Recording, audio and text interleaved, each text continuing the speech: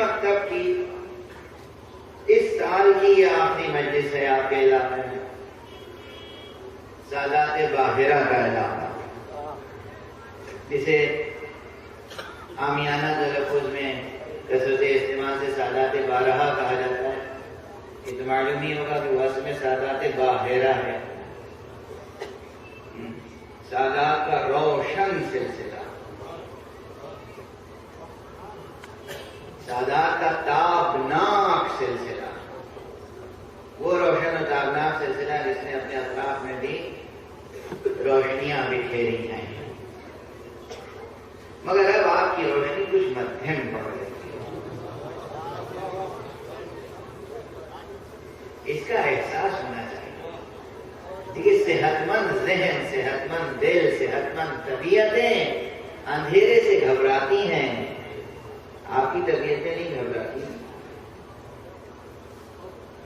اور اجالا بڑھائیں، روشنی تیز کریں.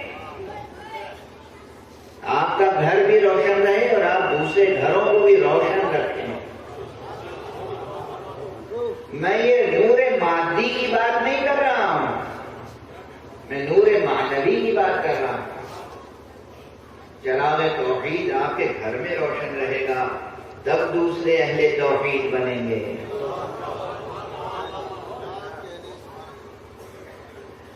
شمع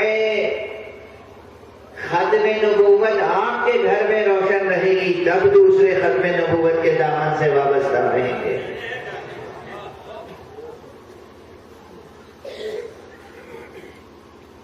چراغ ولایت آپ کے گھروں میں روشن رہے گا، تب دوسروں تک فیضان ولایت پہنچے گا. رسمن مجلسیں منعقد نہ کریں، رسمن مجلسوں میں شرکت نہ کریں. رسم پرستی چھوڑ دیں، حکم پرستی سیکھ لیں.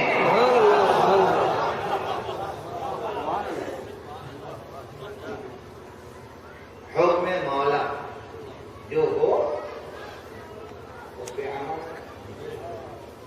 رسم پرستی، حکم پرستی یاد رہے گا.